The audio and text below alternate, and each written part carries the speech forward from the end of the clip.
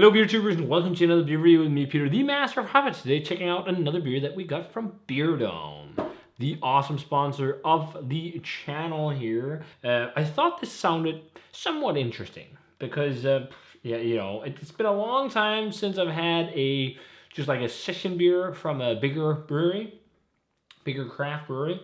So I thought, why not give this a whirl? So this is Founders All Day Vacay.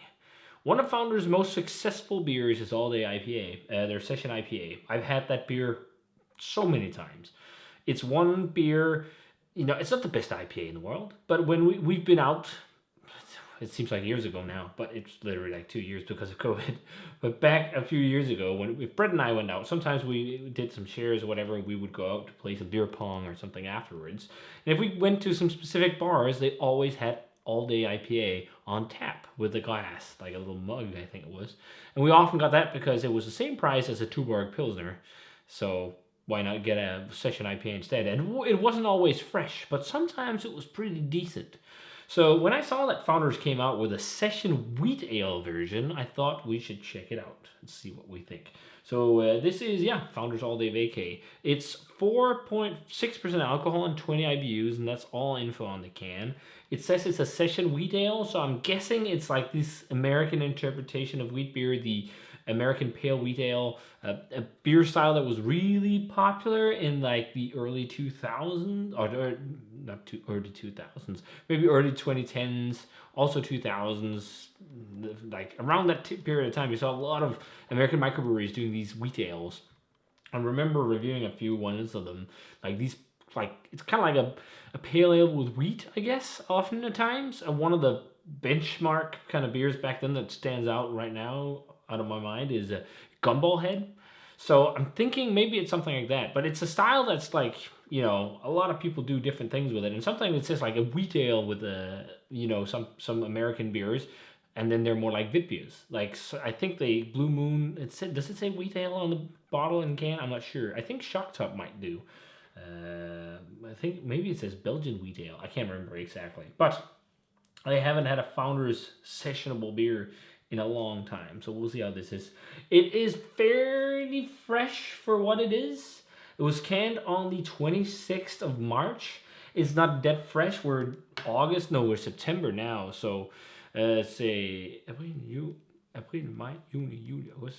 Yeah, okay, 6-7 months old. So it's not really that fresh, but with these beers from breweries like this, it's really hard to get the beer really, really fresh because their distribution is crazy big. They spread all over the world and not just, America. So I don't know. It popped up on Beerdome Sweat Shop like a month ago maybe. So, but that's how it is often with these kind of beers. I mean, it does look a little bit grayish in the glass. We'll see. Don't judge too much yet. But it pours a golden yellow color. It looks kind of like what I expected from American Pale Wheat Ale. Like, not really hazy, but lightly hazy.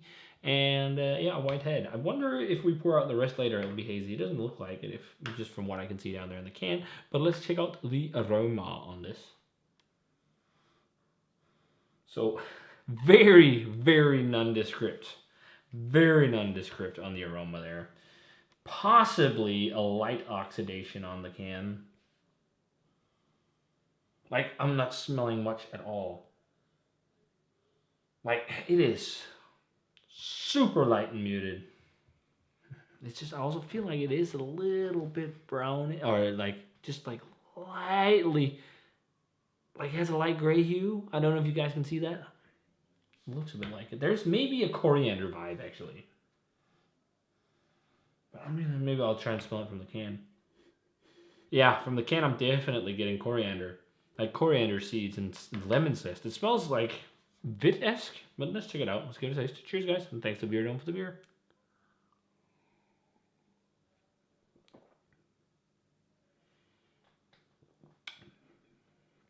Man, it's really tasting like a macro beer. I really didn't think that would be the case. Like, I just had a really awesome Kirsch. And then this is like, meh. It's not terrible. But is it lightly papery though?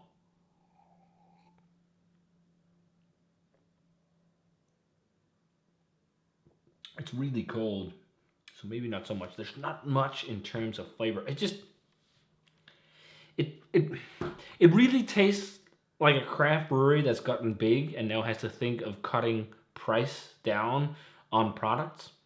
It's like, how can we optimize our our profits from products? Well, we can start cutting down on ingredients. It really tastes like that. Uh, and I'm not sure. You guys who's tried this fresher and whatnot can maybe tell me if it's like this, like super light, nondescript flavor profile, and it didn't get hazy.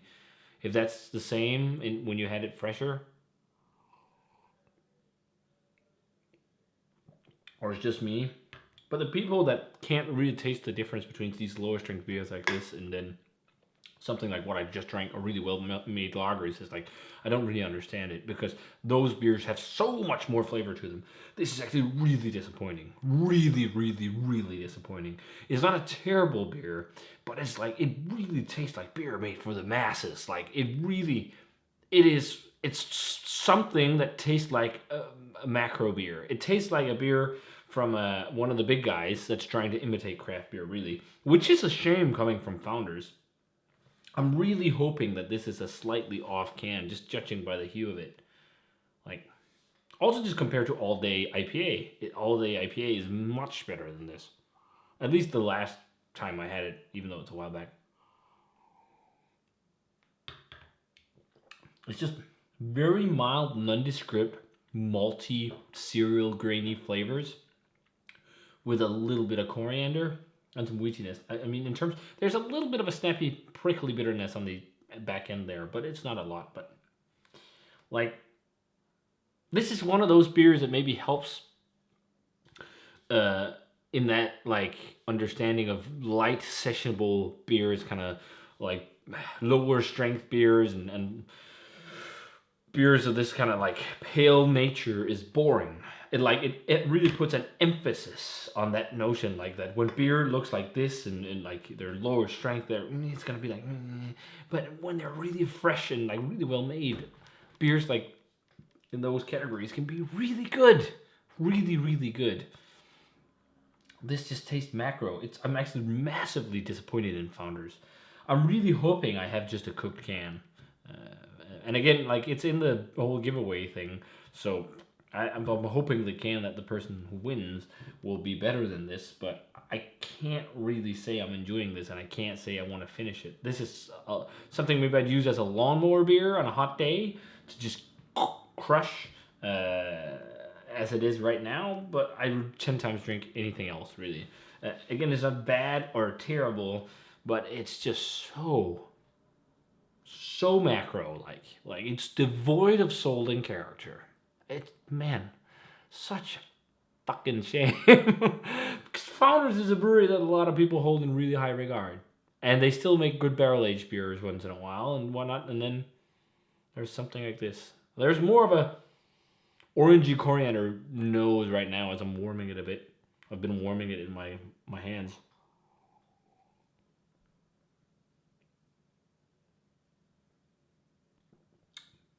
Yeah. It's so nondescript, man. Wow, that's boring. Rating? It's like a 70. It's an alright beer. I'd probably give it a 3 on Untapped. I think those grades kind of somewhat correlate. I can't remember how it actually works, because I have a whole like system here of how you actually can translate a 100 scale to Untapped. Let's see here, because like, it's really not, it doesn't, yeah, it's like a C. It's just passable. I think I totally agree with that. Like, it would pass, but it's just passed, because there's no off flavors, no, like, maybe like if you stretch it, it could be a bit papery. But I'm not really, like, it's not it almost is as if it's so light on and devoid of character and flavor already, that if it's oxidized, you can't really tell, which is even like worse in terms of a craft brewery producing it. But I'd almost rather drink some fresh macro beers instead. Like Hurgabaya, Danish regional brewery Czech Pilsner. I drink this beer any day over that. this, and that beer is like 8 crowns, like a bottle, but it's well made and it's lagered for 48 days, like, or is it 36? But yeah, I think 70. It's all right. It's a C, just a C, just passed into the C range. So yeah, if you guys had a can of all day IPA or all day Vacay from Founders, I hope you had a better experience. If you did, let me know. And yeah, that's how it is. If you want to check it out, Beerdome still probably has this. Otherwise, I would definitely pass on it. Unless you love the brewery, then check it out. But yeah, that's it. So if you guys had it, let me know. As always, remember to comment, subscribe, check out the Facebook fan page and Twitter and Instagram. Give this video a thumbs up if you enjoyed it. Ring the bell for future notifications about videos. And I'm going to say cheers and some very bland and boring beer and see you guys in another beer review.